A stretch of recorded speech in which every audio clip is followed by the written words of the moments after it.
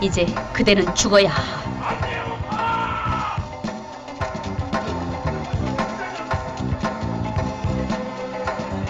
작전 이상. 여러분에게 다음 세 가지 조건을 충족하는 영화는 무엇인가요? 1. 극장에서 봤고 2. 매우 재미있었고 3. 그러면서도 제작 연도가 제일 오래된 한국 영화. 저에게 그 세 가지 조건을 충족시키는 영화는 오늘 소개하는 1980년도 작품인 피막입니다. 이 영화는 매우 독특하고 신선하며 시대를 앞선 감각이 있습니다. 그런 점을 방증하듯 한국 영화 사상 최초로 1981년 베니스 국제영화제에서 감독 부분 특별상을 수상했고 1982년 런던 영화제에도 초청됐었던 영화 한류의 시작점이 된 영화이기도 합니다. 그리고 어찌 보면 몇 년 전에 곡성 같은 영화도 이 영화의 영향 안에 있다고 생각됩니다. 무엇보다 지금 당장 데뷔를 해도 괜찮을 시대를 초월한 미모의 유진 씨가 주인공 옥화로 출연합니다. 이 리뷰에는 결말이 포함되어 있습니다. 시청에 유의해 주시기 바랍니다. 리뷰 시작합니다. 때는 개화기, 황해도의 명문 집안 강진사댁. 한창 굿판이 벌어지고 있습니다. 무슨 일일까요? 이 집안의 장손인 성민은 병명을 알 수 없는 병으로 죽어가고 있습니다. 의사도 포기한 상황이지요. 작품 내에서 성민은 동경 유학까지 다녀왔다는 사실을 몇 번이나 강조합니다. 이 영화의 시대 배경은 개화기라고 했습니다. 따라서 이때 동경 유학을 다녀왔다는 것은 가장 인텔리한 사람이라는 것을 방증하는 것이지요. 즉, 병들어 인사불성인 인물 성민은 이 영화에서 가장 이성적이고 과학적인 인물을 상징합니다. 반대로 그만큼 나머지 모든 인물들은 비이성적이고 주술적인 세계에 있음을 드러내고 있습니다. 따라서 피막이 다루는 이 세상은 아직 개화되지 못한 어둠의 세상입니다. 결국 안방마님은 전국 팔도의 용한 무당들을 모두 불러 모읍니다. 그야말로 무당 어벤져스. 갑자기 찬밥 신세가 된 기존 이 지역의 무당이었던 짝귀 할미는 당연히 이들이 못마땅합니다. 그런 무당들 사이로 보이는 군계 일학의 미모, 무당, 옥화, 유진 씨입니다. 어쩌면 미모의 힘으로 악귀를 물리칠 수도 있을 것 같습니다. 무당들은 성민에게 씌었다는 악귀를 쫓아내기 위해 열심히 구술합니다.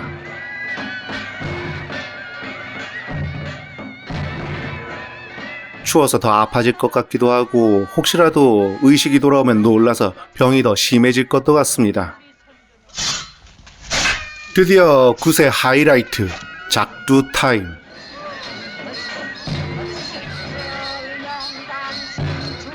그때 박수무당에게 떨어지는 구렁이 한 마리. 모두들 혼비백산에서 난리인 상황에서 옥화는 침착하게 구렁이를 손에 집어듭니다. 그리고 온 동네 사람들에게 증거를 보이듯이 시전하는 옥화. 그러더니 구렁이를 문 앞에 두고 잘 가시라고 기도합니다. 구렁이는 그렇게 집 밖으로 사라집니다. 예로부터 구렁이는 그 집의 터에 사람보다 먼저 살았었던 영물로 여겨졌기에 죽이지 않고 바깥으로 보내는 것이 순리라고 여겨졌기 때문입니다. 아무튼 이 일로 자신의 가치와 실력을 증명한 옥화. 이제 옥화가 제일 용한 무당이구나 라고 생각하게 된 강진사댁 어르신들. 옥화는 그들에게 다른 무당들을 모두 보내고 자신만 믿지 않는다면 자신은 즉시 떠나겠다며 거절할 수 없는 빅딜을 합니다. 이 댁의 누구의 원혼인지는 모르지만 무서운 악기가 씌웠습니다. 그 귀신이 누구의 원혼이란 말이오? 그건 아직 모릅니다. 굿을 해보기 전엔. 난 그대만 믿소. 부탁해요. 하오면 다른 무당들을 모두 돌려보내십시오. 그럽시다. 결국 전국 각지에서 왔던 무당들은 모두 철수합니다. 재수없어 정말. 열이 주시. 이제 옥화는 성민에게 들어온 악귀의 정체를 알아내기 위해 치성으로 기도를 드리기 시작합니다. 몸이 되게 정지하고 낮이면 물이 말. 그렇게 밤이 새도록 기도하던 옥화. 마침내 영의 기운을 따라 성민의 방에 들어선 옥화는 성민에게 복숭아 나뭇가지를 내려치면서 악귀를 물리칩니다. 이 한국형 엑소시즘 장면은 우리에겐 익숙할지 몰라도 당시 서구 관객들에겐 매우 신기한 장면이었습니다.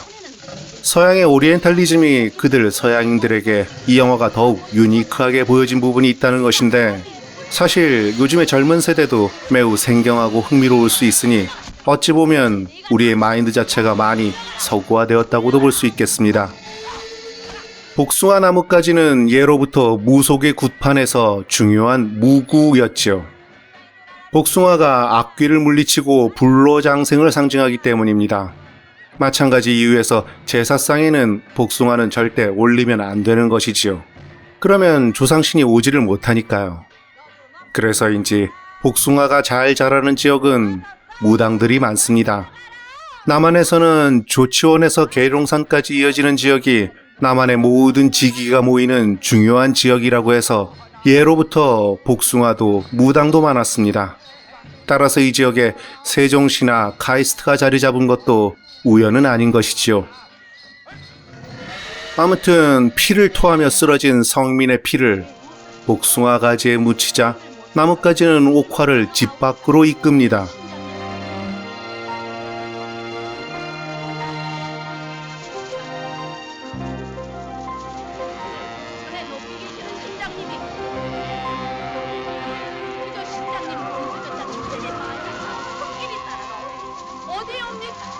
마침내 다다른 곳 옥화는 땅을 파기 시작합니다.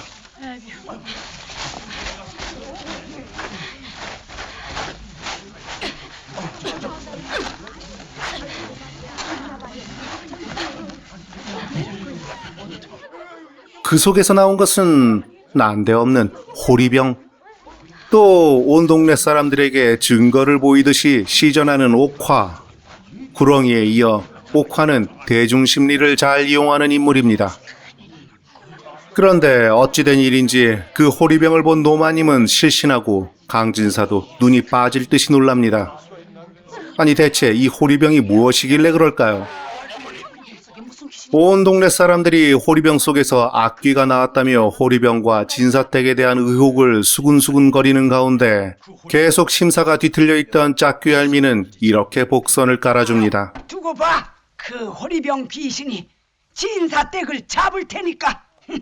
내 그때 안방마님과 강진사는 그 호리병의 정체를 잘 알고 있는 듯합니다. 삼돌이의 귀신을 우리밖에 아는 사람이 없는데. 삼돌이가 누구이옵니까? 그러게요. 삼돌이가 누굴까요? 그 호리병 속에서 나온 귀신이 누구의 귀신이며 그것을 알아야 합니다. 하지만 가문의 일이라서 가문의 큰 어르신들과 상의한 후에 말을 해주겠다는 강진사. 이건 가문에 관한 일이니 오늘 저녁 상축을 숙부님과 연락을 한 후에 말씀을 드리죠. 한편 음심을 품고 옥화에게 접근하는 강진사 댁의 청지기 김서방. 영화에서는 삭제되었으나 시나리오에서는 전국의 용한 무당들을 찾아다녔던 사람이 청지기 김서방이었고, 모화라는 무당을 찾아갔다가 못 만나고 옥화의 몸을 보상으로 받고 꿩 대신 닭으로 생각하면서 옥화를 데리고 왔다는 그런 내용이 있습니다. 그러니까 지금 청지기 김서방은 옥화에게 두 번째 보상을 바라는 것이지요. 더러운 놈. 아무튼 드디어 강진사의 숙부님을 위시한 이 가문의 어르신들이 모두 강진사 집에 모여듭니다. 그리고 옥화를 부르는데 옥화를 본 어르신들은 일동 소리 없이 속으로 외칩니다. 예쁘다. 절세 미인이로고. 특히 옥화를 아래 위로 변태같이 훑어보는 사람은 구산이라는 인물입니다. 죽은 삼돌이 귀신이 씌었다. 옥화는 어르신들에게 바리대기 오구굿을 해야 한다고 말합니다. 베리대기 오구굿을 해야 합니다. 여기서 옥화가 발이대기 오구굿을 해야 한다는 말은 그 자체로서 앞으로의 사건들의 복선이 되기도 하고 옥화의 행동 자체를 모두 설명해주는 매우 중요한 말입니다. 오구굿이란 죽은 사람이 생전에 이루지 못한 소원이나 원한을 풀어주고 죄업을 씻어 극락천도를 기원하는 그런 굿을 말합니다. 그리고 발이대기는 우리나라의 유명한 무속설화지요. 지방마다 그 이야기가 조금씩 다르지만 간단하게 요약하자면 이런 이야기입니다. 버려졌던 딸이 죽을 병에 걸린 아버지를 위해 저승까지 가서 신묘한 약을 구해와서 아버지를 살린 뒤에 죽은 사람의 저승길과 영혼의 천도를 관장하는 저승세계의 여신이 된다는 그런 이야기입니다. 이 발이대기 이야기는 최근까지도 동화, 소설, 웹툰, 애니메이션, 영화, TV 드라마의 소재로 많이 활용되고 있지요. 결국 이 작품 피막은 발이대기 이야기의 변형인 것입니다. 그리고 문제의 그 호리병을 청지기 김서방이 들고 오는데 그는 갑자기 피를 토하며 즉사하고 맙니다. 청지기 김서방의 죽음에 사람들은 괴이해하며 놀라지만 오로지 옥화만 묘한 미소를 지으면서 이렇게 말합니다. 급사를 맞았군요. 이제 청지기 김서방이 삼돌이 귀신 때문에 죽었다는 소문이 온 동네에 퍼집니다. 그래서 드디어 삼돌이가 누군지 알게 됩니다. 20여 년 전에 삼돌이는 건강하고 성실한 피막직이었는데 어느 날 의문사를 했다고 합니다. 아무도 몰라요? 그리고 이 영화의 제목인 피막에 대해서도 설명이 이어집니다. 피막이 뭐 하는데요? 너 아직 피막도 모르는구나. 피막은 주로 전염병에 걸려 죽어가는 사람을 마을에서 외떨어진 곳에 격리 수용하는 공간을 말합니다. 하지만 지방에 따라서는 죽어가는 사람만이 아니라 태어나는 사람, 즉 산모도 피막에서 애를 낳기도 했다고 합니다. 따라서 피막은 한국 전통의 이승과 저승의 중간정거장 같은 개념으로서 천국과 지옥의 중간정거장이라고 볼 수도 있는 캐톨릭의 연옥이 연상되기도 하지만 피막은 연옥과 달리 현실에 존재하는 공간이며 생과 사의 갈림길이자 시작과 끝이 공존하는 곳이지요. 이런 한국 전통의 피막이라는 유니크한 컨셉과 발이대기 무속 신화를 결합시켜서 창조적인 이야기로 풀어낸 것이 바로 이 작품 피막입니다. 1980년이라는 제작 연도를 생각해보자면 한국적이면서도 세계적인 놀랍도록 세련되고 앞선 컨셉이었다고 생각됩니다. 원래 이 마을을 지키던 무당이었던 짝귀 할미는 그런 와중에도 계속 저주를 날립니다. 이 마을에 천벌이 내릴 테니 두고 봐라, 두고 봐. 저 미친놈은 왜 싸들려 다니는 거야? 너희들이 이 짝귀 할미가 바로 곡성의 무명과 비슷한 캐릭터인 셈입니다. 물론 하는 역할과 행동은 다르지만 이 지역을 지키는 무당이자 수호신인 점에서는 비슷하다고 말하는 것입니다. 곡성에 대한 저의 리뷰를 보시려면 지금 상단에 뜨는 카드를 클릭하시면 됩니다. 우리 집안은 예부터 지체놓고 뼈대 있는 가문이었지. 마침내 강진사는 옥화에게 삼돌이에 얽힌 20년 전의 이야기를 들려줍니다. 20년 전 강진사의 집안은 예로부터 남자들이 단명했기에 과수댁이 집안에 가득했다고 합니다. 그러나 젊은 나이에 청상 과부가 되었던 과수댁들은 죽기까지 정절을 지키고 그렇게 살아야 했습니다. 그래서 외로운 밤이면 그녀들은 자신을 채찍질하고 아야! 아야! 심지어 인두로 지지고 어우야 어우 바늘로 허벅지를 찌르다 못해 아따 급기야 은장도로 어이구 세상에나 마침내 큰 며느리가 아프다는 말에 직접 찾아온 안방마님. 어디가 아픈 게냐? 어서 말들을 해봐라. 안방마님의 질문에 아무도 대답을 못합니다. 이윽고 이불을 들쳐 아래를 본 안방마님은 불쌍한 것. 그리하여 죽어가는 큰며느리는 피막으로 옮겨집니다. 그런데 이 피막지기 삼돌이는 한국의 그레고리 팩으로 불리던 남궁원 씨입니다. 남궁원 씨는 이 역할로 대종상 나무주연상을 탔지만 제 개인적인 생각에는 안성기 씨가 더 잘 어울렸을 듯 합니다. 아무튼 밤이 되고 이 누추한 피막에 누군가 찾아오는데, 아니, 강진사댁 안방마님. 안방마님은 삼돌이에게 큰며느리를 방으로 옮기라고 하시더니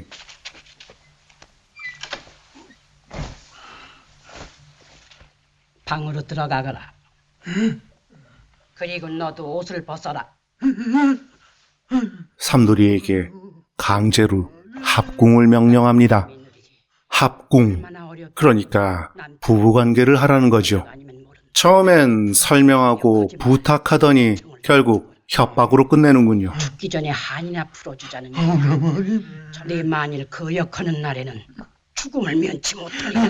어쨌든 며느리의 한을 풀어주기 위해서 시어머니가 이런 행동까지 하는 경우를 이전에 어떤 한국 영화에서도 본 기억이 없었기에 처음 봤을 때 이런 시어머니 캐릭터 설정이 정말 신선했었습니다.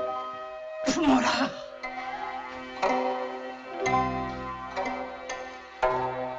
다음 날부터 삼돌이는 약초를 캐어 큰 며느리의 상처에 바르고 지극정성으로 보살핍니다. 그랬더니 이틀을 넘기기 힘들다던 큰 며느리는 기적적으로 다시 살아납니다. 살아나셨구만요. 누구시오? 다시 집으로 가게 된 큰 며느리를 바라보는 삼돌. 며느리도 잠시 눈을 떠 삼돌을 바라봅니다. 시나리오에는 이렇게 써져 있군요. 문득 삼돌을 바라보는 이씨.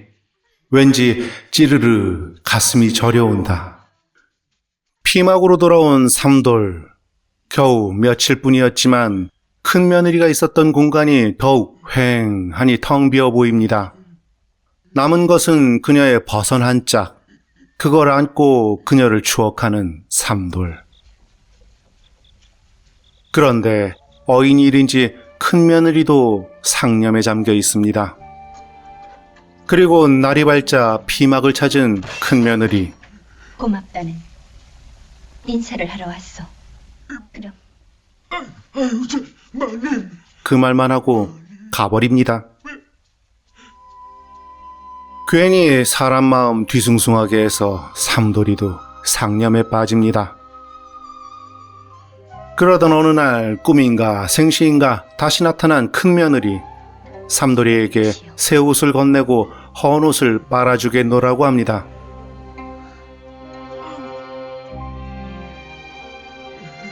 그리고 또 나타난 큰 며느리. 이번엔 약과와 과일을 챙겨왔다고 합니다. 그래도 며칠 밤을 함께했던 사이인지라 애틋한 마음이 서로에겐 있었겠죠. 말하시오. 큰 며느리에게 옷도 받고 먹을 것도 받았으니 자신도 뭔가 주고 싶은 마음이 가득해진 삼돌. 하지만 준비된 것은 건강한 몸뚱아리뿐인 삼돌. 삼돌이의 마음의 소리는 아마 이랬겠죠. 아쉬운 대로 이거라도. 가까이 오지 말라며 뒤로 물러서는 큰 며느리는 어인일인지 점점 피막 안으로 그리고 방 안으로 도망갑니다. 하여간에 그리하여 삼돌이와 큰 며느리는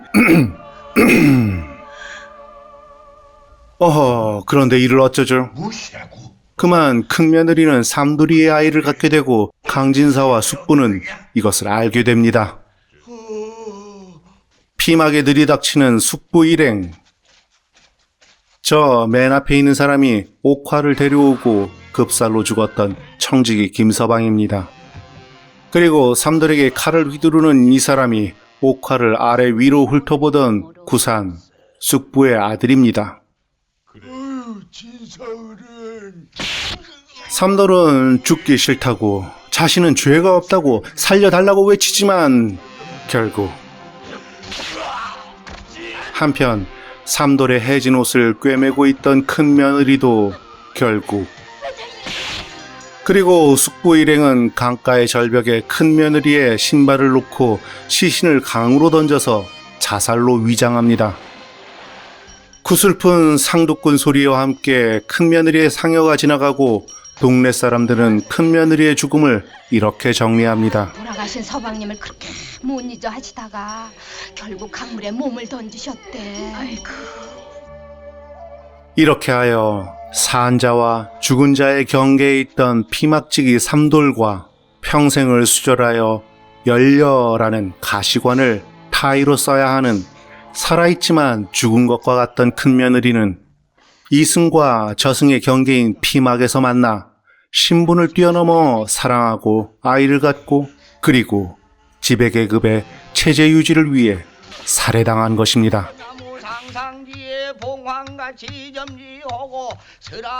여기는 삼돌의 시신이 있는 피막.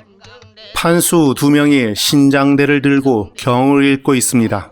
판수란 점을 치거나 귀신을 물리치고 죽은 자의 혼을 달래는 일을 하는 시각장애인을 말하며 신장대란 신과 접신할 때 쓰는 무구입니다. 그런데 신장대가 떨기 시작하더니 삼돌의 얼굴에 덮은 흰 종이가 공중으로 날아올라 춤을 춥니다. 입관 전까지 망자의 얼굴에 흰 종이나 얇은 흰색 보자기를 덮는 것은 한국에도 있고 일본에도 있는 전통입니다.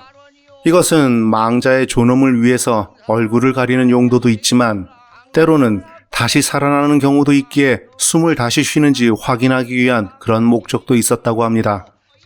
지금 이 장면에서는 삼돌의 혼을 잡기 위한 매개로 쓰입니다. 원래 죽으면 혼은 위로 오르고 백은 땅으로 내려가는데 이 경우에는 삼돌의 혼이 원기가 되어 돌아다니지 않도록 하기 위해서 판수들의 초혼을 통해 삼돌이의 혼을 가둬두려고 하는 것입니다. 이렇게 호리병 속에 가둬진 삼돌의 혼, 그렇게 호리병은 땅 속에 묻혔던 것입니다. 그런데 이 부분에서 의문이 듭니다. 둘 다 살해당했는데 삼돌의 혼은 가두어지고 큰 며느리의 혼은 그냥 두는 것은 왜일까요? 둘 다 억울한 죽음이지만 큰 며느리는 삼돌을 통해 한을 풀었고 장례를 통해 위로받았고 삼돌은 맺힌 한을 풀지 못했기 때문일까요? 이 가부장 신분 계급의 헤게모니를 가진 강진사와 숙부에게 더 위협적인 존재는 힘없는 여성인 며느리보다 언제든 현 체제에 무력으로 도전할 수 있는 남성인 삼돌이었기 때문일 것입니다. 따라서 호리병에 갇힌 삼돌은 그 자체로 억눌려 있는 피지배 계급인 민초들을 상징한다고 할 수 있겠습니다. 물론 현재의 관점에서는 조금은 허술하고 아쉬운 부분도 있지만 1980년이란 시점을 고려했을 때 이 영화의 시나리오는 한국 영화 역사상 가장 훌륭한 시나리오 중에 하나라고 생각됩니다. 이렇게 길고 긴 과거의 이야기가 끝나고 옥화는 내일 오구굿을 통해 삼돌의 원혼을 달래겠다고 합니다. 그리고 일어나는 옥화를 방 안에 지쳐놓다는 남정네들은 또 모두 넋나간 듯이 바라봅니다. 방으로 돌아가는 옥화를 낚고채는 남자. 처음부터 옥화를 변태처럼 훑어보던 숙부의 아들 구산입니다. 그는 작두 아래에서 옥화를 겁탈하더니 이런 말을 남깁니다. 내일 9시 끝나면 일이 또 나와. 요즘 세상에 귀신이 어딨어? 그 네가 돈벌이로 그렇게 몰고 가는 거야? 그리고 목욕을 하는 옥화 앞에 나타나는 숙부. 좀 전까지 이런 말을 하셨던 분이죠. 우리 집안은 예부터 지쳐놓고 뼈대 있는 가문이었지. 이거 뭐 숙부부터 아들에 이르기까지 그들의 말대로 지체 있고 뼈대가 있는 아주 같은 가문입니다. 아니 아들 먼저 아비 나중이니 오륜지서와 장유유서를 모두 깬 정말 같은 가문이 아닐 수 없습니다. 아무튼 그런 그들을 향해 옥화는 허탈한 코웃음과 묘한 미소를 짓습니다.